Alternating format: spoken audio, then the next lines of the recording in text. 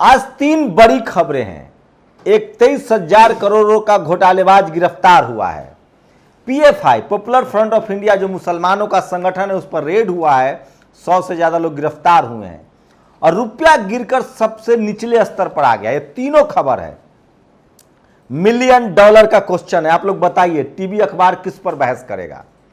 मैं बता देता हूं आपको। टीवी अखबार पीएफआई हिंदू मुस्लिम पर बहस करेगा।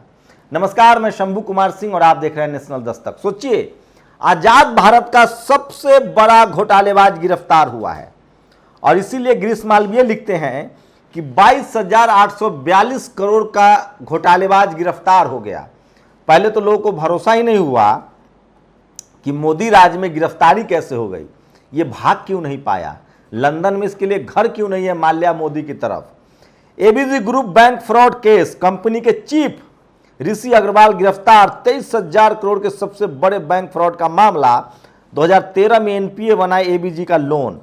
तो आप सोचिए, कल्पना कीजिए कि अगर यही कोई शेड्यूल कास्ट, शेड्यूल ट्राइब, पिछड़ा, दलित, आदिवासी होता तो पूरा कम्युनिटी जो है उसके खिलाफ खड़ा हो जाता। लेकिन 23,000 करोड़ का ये घोटालेबाज जो है, पता नहीं इस पर बहस होगी कि नहीं होगी। लेकिन पीएफआई 100 मुस्लिम लोगों की गिरफ्तारी हुई है। एनआईए और ईडी की जांच चल रही है और टेलीविजन अखबार ने उनको आतंकी कहना शुरू कर दिया है। वहीं आज रुपया, पहले प्रधानमंत्री कहते थे कि जिस देश का रुपया गिरता है उसका साख गिर जाता है। रुपया सबसे निचले स्तर पर मतलब 80 के पार पहुंच गया है। 80.73 मतलब 81 रुपए में सिर्फ 17 पैसे की कमी है। तो सोचिए, इस पर कोई बहस नहीं होगी क्योंकि इस देश से कोई लेना देना थोड़े ही है आपको। तो वो तमाम बड़ी खबरें जो सोशल मीडिया पर वायरल है। सोचिए, एसआईटी का दावा, अहमदाबाद में तो कुछ भी हो सकता है।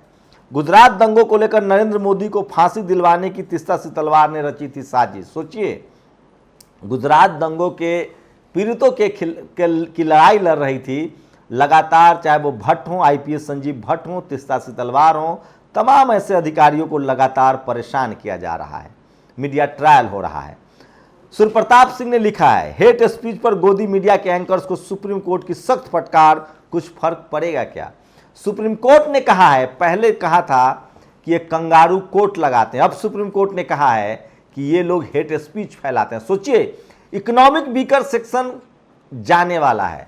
सुप्रीम कोर्ट में जिस तरह से बहुजन समाज के वकील बहस कर रहे हैं और खासकर डीएमके के विल्सन रवि वर्मा, इससे साफ हो गया है कि जजों को सूझ नहीं रहा है कि अब economic weaker section Sudama quota पर करे क्या।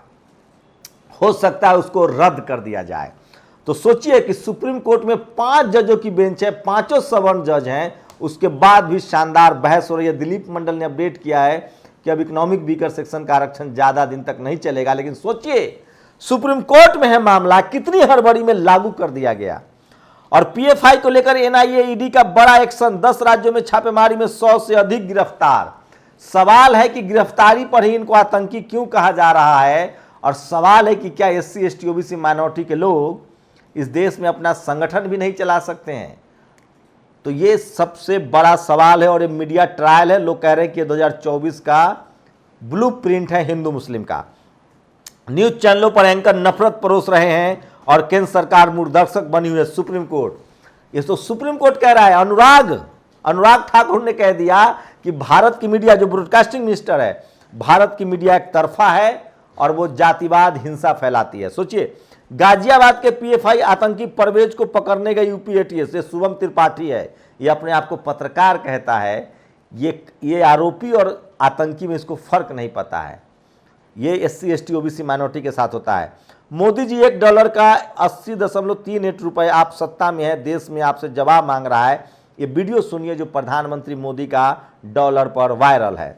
ऐसे नहीं होता मित्रों, मैं शासन में बैठा हूं, मुझे मालूम है इस प्रकार से रुपया इतनी तेजी से गिर नहीं सकता। अरे ये नेपाल का रुपया नहीं गिरता है, बांग्लादेश की करेंसी नहीं गिरती है, पाकिस्तान की करेंसी नहीं गिरती, श्रीलंका की करेंसी नहीं गिरती। क्या कारण है? हिंदुस्तान का रुपया पतला होता जा रहा है। और पिछले 20 साल से देश को क्लास प्रधानमंत्री मिले। अटल बिहारी वाजपेयी लेखक, कवि, हिंदी, अंग्रेजी, मनमोहन सिंह और शास्त्री थे। मोदी जी को लेकर क्या है? और ये वो तेजस्वी यादव का वीडियो है जो सबसे ज्यादा वायरल हो रहा है। उन्होंने कहा है कि वो किसी भी कीमत पर बर्दाश्त नहीं करेंगे फिरका परस्ती और आरएसएस से वो लड़ते रहेंगे। ये बड़ा सवाल है जो सोशल मीडिया पर आज वायरल है। और एक बहुजन समाज के लिए बड़ी खबर है, पैरा स्विमर सत्येंद्र लोहिया ने उत्तरी आयरलैंड के नॉर्थ चैनल को पार कर लिया है। नॉर्थ चैनल 36 किलोमीटर लंबा है, उसका तापमान 12 डिग्री सी है।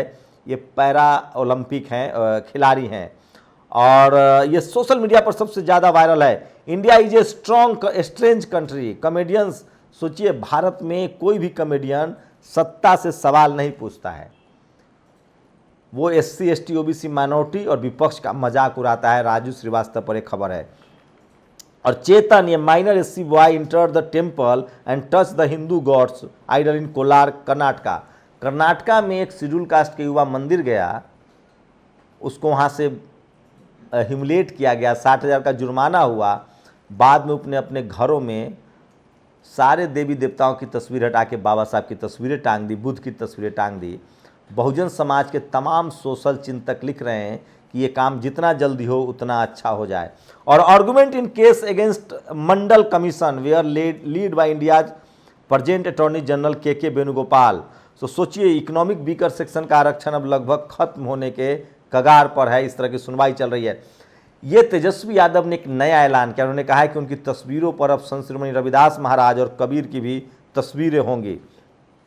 ये सबसे बड़ी खबर है। ये है जज यूयू ललित। ये 18 सितंबर को रिटायर होना था, सुप्रीम कोर्ट के जज हैं। सरकार कह रही है कि 2 साल का एक्सटेंशन देंगे, मतलब रिटायरमेंट की उम्र ही बढ़ा देंगे। और 3 महत्वपूर्ण खबरों से एक गहरी चाल का अंदेशा हो रहा है। ये अशोक भारती ने लिखा है, ट्वीट किया है। ये बड़ी गंभीर खबर है जो मैं आपको 3 महत्वपूर्ण खबरें। सर्वोच्च न्यायालय के जजों की उम्र सीमा 2 साल बढ़ाकर मुख्य न्यायाधीश श्री यूयू ललित को फायदा पहुंचाया जाएगा। संविधान पीठ की live telecast. Economic weaker section पर न्यायपालिका सरकार को कृतार्थ करती दिख रही है। क्या आप बात समझ रहे हैं? ये भारती जी ने लिखा है। तो सोशल मीडिया पर ये तमाम खबरें जो है आज वायरल है। और 5 राज्यों में चुनाव में भाजपा ने खर्च किए 344 करोड़, सबसे ज्यादा यूपी में 194 करोड़ रुपए खर्च किए हैं। सोचिए, 344 करोड़ तो देश की सबसे अमीर पार्टी है। राजेंद्र प्रसाद सिंह की एक लाइन याद आती है मुझे, कांग्रेस, बीजेपी और तमाम सवर्ण दल की जो पार्टियां हैं वो ज़्यादा वोट वाली पार्टी नहीं है, पैसों वाली पार्टी है। वोट वाली पार्टी तो SC ST OBC माइनॉरिटी के दल हैं, सपा है, बसपा है, RJD है, JMM है। लेकिन इनके नेताओं में चूंकि इंटरनल डेमोक्रेसी नहीं है। आज सोशल मीडिया पर किसी ने पोस्ट किया है, तमाम लोग का नाम लेकर मेरा भी नाम है, कि ये लोग तमाम बहुजन पॉलिटिकल पार्टी के इंटरनल पॉलिटिक्स पर क्यों नहीं बोलते। मैं बिल्कुल चाहता हूं कि बहुजन समाज को अपना नेता सड़क का चुनना चाहिए, मैं तो कह रहा हूं। लेकिन ये मत कि किसी को परिवार के आधार पर खारिज भी मत कर दीजिए। ये देखिए कि वो समाज के हितों के लिए सजग है या नहीं। लेकिन आपको हर बार लालू यादव, मुलायम सिंह यादव, मायावती, कांसीराम, शिबू सोरेन चुनना पड़ेगा। यह आपकी जिम्मेदारी है जो सड़कों से तप कर निकला हो। टीवी चैनल्स पर हेट स्पीच को लेकर कड़ी कार्रवाई नहीं हो रही है, सरकार चुप है, सुप्रीम कोर्ट ने कहा है। और 3 महीने की छुट्टी, सोचिए कट्टर हिंदुओं की 3 महीने की छुट्टी पर भेज दिए गए 80 पायलट स्पाइस जेट के। चलिए, मोदी किसी ने तंज किया है कि भैया गए हैं, मोदी जी का ठीक से गुणगान करने में दिक्कत हो रही थी, इसलिए उनको छुट्टी पर भेज दिया गया है। और इस सोशल मीडिया पर सबसे ज़्यादा वायरल वीडियो है। और PM केयर फंड के ट्रस्टी बने हैं रतन टाटा, तो ये भी खबर है। उसके बाद नीरा राडिया को जो है वो जमानत मिल गई है। और सोचिए, यूपी में एक बच्ची के साथ गैंगरेप होता है और 2 किलोमीटर तक उसको बिना कपड़ों को दौड़ाया जाता है। 1 सितंबर की घटना है, 7 दिन बाद FIR होती है, 1 आरोपी गिरफ्तारी हुई है।